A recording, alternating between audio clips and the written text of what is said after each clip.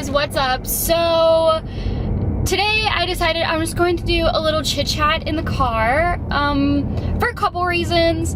One, I'm obviously having to go on a car ride, and two, I've been having really bad anxiety, and for me it helps a lot to talk about things, and I also like watching these kinds of videos. So that was gross. Maybe, you know, someone else likes to watch them, I don't know.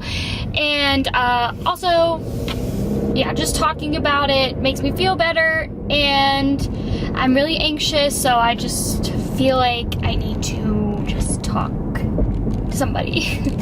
And that would be you guys. So for those of you that don't know, I went to Chicago with some friends, and on the way back, my flight got delayed by 8 hours, and I ended up missing my connecting flight. I had two, and I ended up missing both of them. I had two separate ones, so when you miss the first one, they give you the next one, and I missed both of them, and I was stuck in Atlanta. My flight the next day that they put me on got delayed again, and so I didn't want to wait any longer, so, and I honestly couldn't because I have school and commitments and things like that, and my dogs. So I ended up booking a rental car. Sorry if you can hear that blinker. Let me turn it off. So I ended up booking a rental car, and well, that was weird, Facebook Live marketing. I ended up booking a rental car and driving from Atlanta to where I live, and that was the first time I ever booked one. And then this past week, I was driving back from school, and my car just went kaput, and so now I'm in another rental car.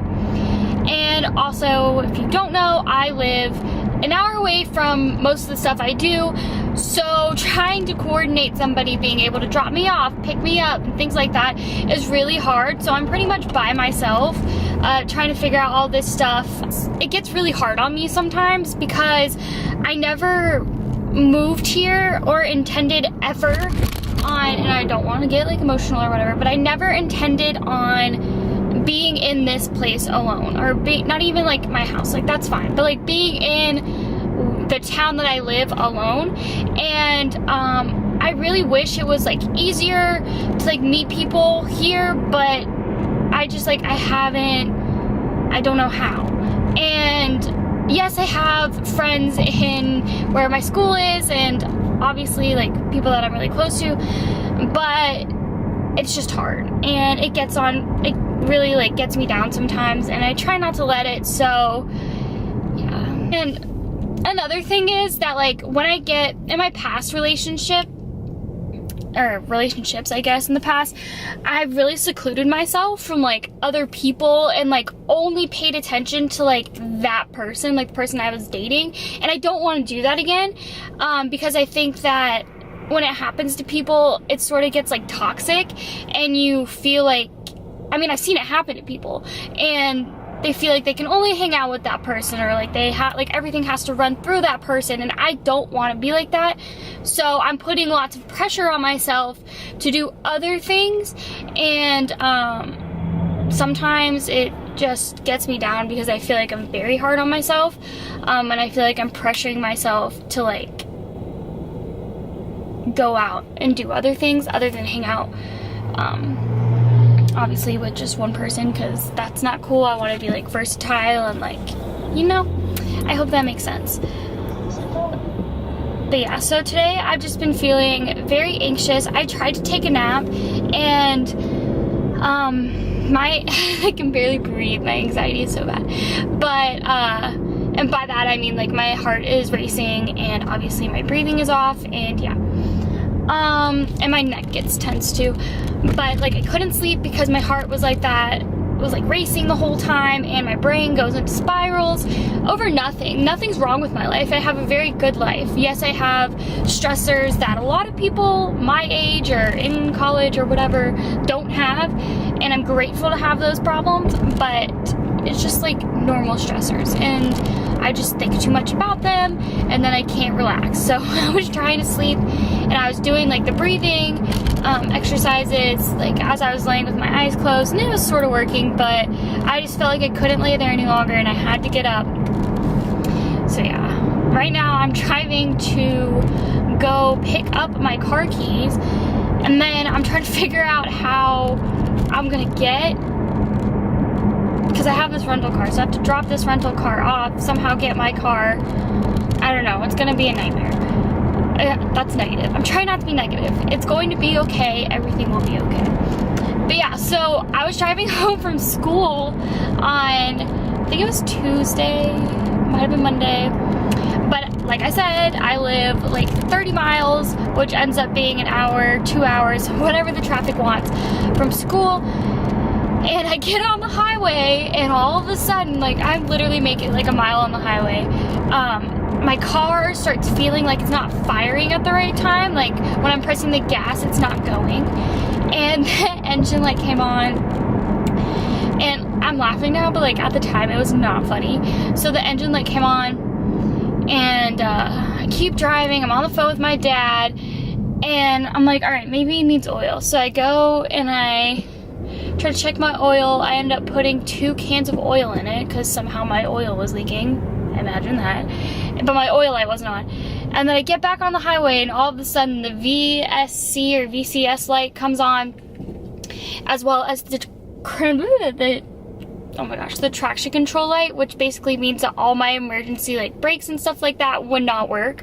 Or I think one of them's like emergency shocks or something. But yeah, they wouldn't work. So then I was freaking out, and I was so far away from the place that I got my transmission done, because I was sort of thinking it was my transmission.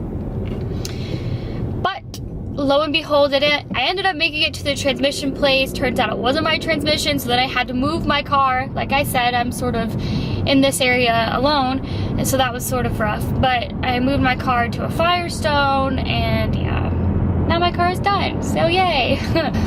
I don't like to feel like this, and I really try everything I can to get myself out of it. And I also try to be self-reliant. I think a lot of people rely on other people constantly for happiness, and not even for happiness, but just like having people around, and I don't want to be like that. Over the past 2 years, I think I've developed a lot of independence, and mainly because I was sort of forced to and needed to for like my sanity and my health. So I've just been working on that constantly, telling myself that I don't need to constantly be around people. I don't need to be texting people 24/7, because I think that is one of the worst things. When you need to be texting someone or people 24/7, I think it just consumes your life, and it consumes, you know, the time that you have by yourself, or the time that you're spending with other people if you're constantly like in contact with those, you know, like people over the phone. Like, sometimes I really wish I could just chuck my phone and like not touch it, not even look at it. And honestly, there are days that I do that, but then I get anxious and I'm like, oh my gosh, what if something happens to someone and they like try to contact me? And I can't help but think that way, you know? So another thing that I wanted to talk about that's sort of been like, sorry, I just got really distracted by my breath because I forgot to brush my teeth. But another thing that I wanted to talk about, that's sort of been like an underlying stressor for me that like nobody else can help me with. So that also makes it hard, and I don't like to tell people my problems because I don't want to put my stress onto them, because when people tell me their problems, I take in a lot of their stress, and like their emotions, and because I think it helps me like understand their situation, and sometimes it like hurts me too, if that makes sense. But yeah, so I don't like to tell people my problems, and I try to keep them to myself so that they're only affecting me, which sometimes, you know, is bad for me in the end. But oh shit, y'all, that was not good. I just ran that red light. That light was so weird. Anyways, so pretty much I have a year left of my undergrad. As you know, I switched from nursing to pre-med, and, or you may not know, I guess, I switched from nursing to pre-med, and I have a year left of that, and I own the house that I live in now, that's an hour away from the city, and I'm pretty much in the point to where I need to decide what I'm doing. And unfortunately, I don't think that living in this area for another year is going to be healthy for me, because I get very stressed out with the drive and having to see my dogs and all that stuff. So unfortunately, I think I am going to have to move. And it puts a lot of stress on me, and I'm trying not to get emotional, but it puts a lot of stress on me because I don't solely own my house. My parents obviously own it. And I know that it's something that they're gonna have to get involved in and help me find a new place to live. So that puts a lot of pressure on me and a lot of stress on me, because I don't want to mess up again. I don't want to mess up again. I'm not saying that moving here was a mistake, because I think everything happens for a reason, and I'm very, very happy that I ended up here. Very happy. I just don't want to make a mistake. So I'm pretty much deciding. So my advisor said most people take a year off between graduating with their undergrad and going to med school. And so if I want to do that, that's fine, but I also feel like I could maybe, I don't need to get a job during that time, but I could, and you know, do something for myself, you know, if that makes sense, because I couldn't sit around and do nothing.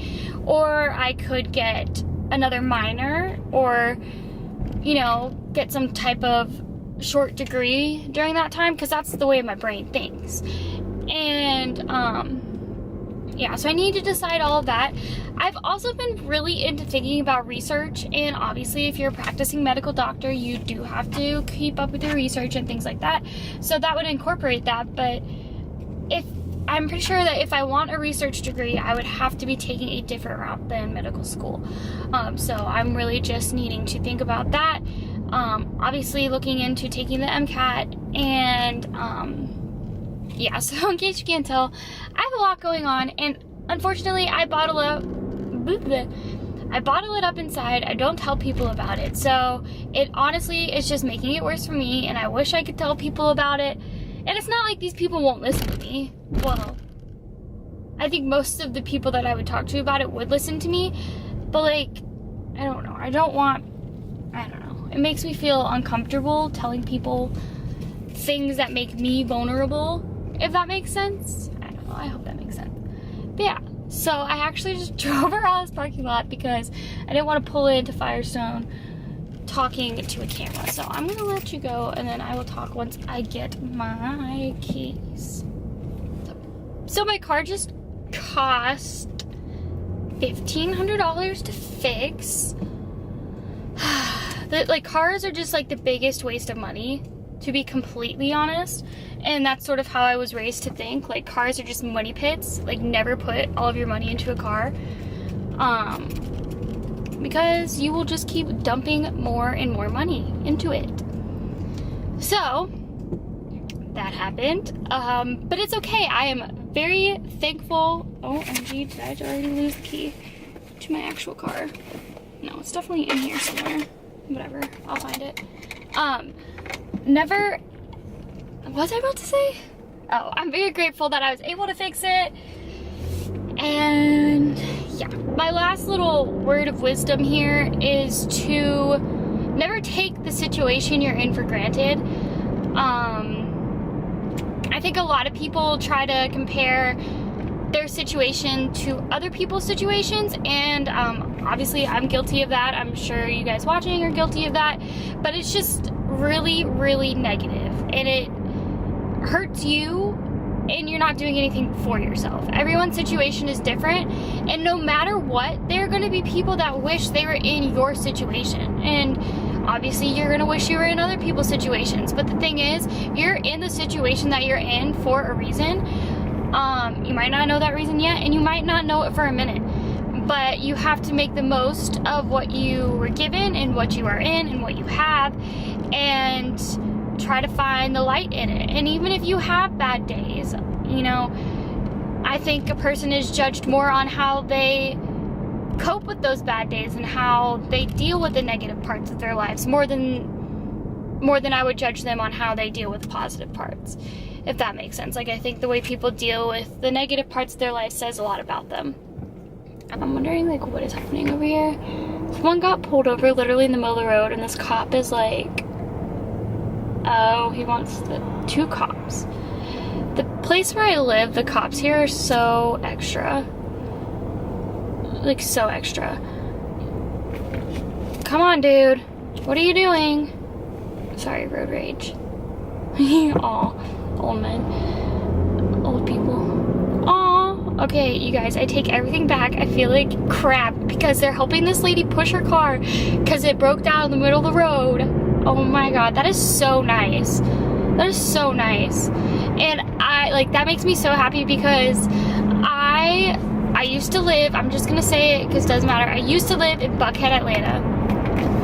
And I went to school there, and one day when I was driving from Atlanta to my parents' house, which is like 40 minutes away, or like 25, I don't know, it depends on the day, my car broke down on the side of the road. I've had really bad car problems. My car broke down on the side of the road, and because the transmission went totally, like, whatever they say, like my transmission dropped, I have no idea. And it was hot. It was a summer day, I think, and nobody helped me. I was literally just on the side of the road, like, didn't know what to do. I think it was one of the, because I was moving dishes to that house. So I was 18, or I was moving dishes to my condo. I was 18 and on the side of the road by myself. Had to figure out how to call tow truck company and all that stuff, and nobody helped me. So that was really nice to see. I've also ran out of gas before, and you think I would learn my lesson, but I don't. I continuously run my gas down to like the last like mile, but I've ran out of gas before, and that is tragic. So luckily enough, I was like sort of by my parents' house, so I was in the suburbs, and I was really close to the gas station, like walking distance. Well, not really, it was probably like a mile away, but I could have walked.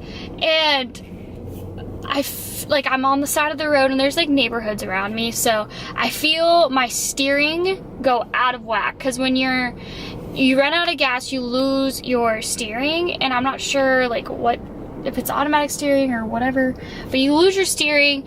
And I'm pretty sure like my brakes went out. I don't know, my car just got like really tense, and luckily I was able to pull into a neighborhood and like wait for my mom to come rescue me. But yeah, I really don't ever recommend running out of gas. Like, it's really not worth it. And at the time, I was just a procrastinator. Like, I lived in Atlanta, but I had an internship in Alpharetta, and my parents lived in Roswell. And it was 3 times a week. I would go from Atlanta to my parents' house to Alpharetta, usually back to my parents' house, and then back to Atlanta, all in like the afternoon, to do my internship and see my parents and whatnot. So I would always be like, oh, I'll just get it after my internship, you know, or whatever. So yeah. So I think it's like sort of nice here today. It's 65 degrees out, and obviously I just came back from Chicago when it was like -10. Like, I have never felt like my hands were gonna fall off before in my life until I went to the Bean and I had my glove off to record, and it was obviously like -10, and it's really, really windy there. And actually the day we left is when it went down to like -29 or however cold it was. But yeah, my hands started to feel tingly, and then it got past the point of it being like acute tingle, and then it just like really, really started to hurt. Obviously I was losing circulation, and no matter what I was doing, like, I could not get my hand to feel warm again, and we ended up like going in a store and thawing. But yeah, if you are 21 and you have like people to go out with, I highly recommend going to a karaoke bar. There's one here that I like to go to. I've been to some in Myrtle Beach. That one's really fun. The stage is really cool. It's really big. And then I went to one in Chicago. I wish I remember the name, but it was so much fun. Like, yeah, you're gonna have people that are really good at singing, And then there's people like me who sort of sucks and I'm just like doing it for the fun of it. You know, my favorite go-to songs are like Fergalicious and Gold Digger and just things like that.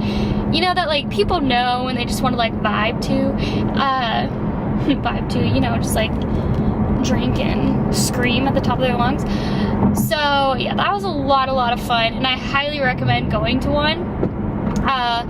Even if you are like inherently shy and you think you would never do that, I think once you get there and maybe you have like a drink or two and you see people go up on stage, I think you should just do it. Put yourself out of your comfort zone, because my friend actually, I mean, I don't think she wanted to do it, and she ended up going up there and having a really good time. So I would recommend doing that. Also, I apologize for the appearance.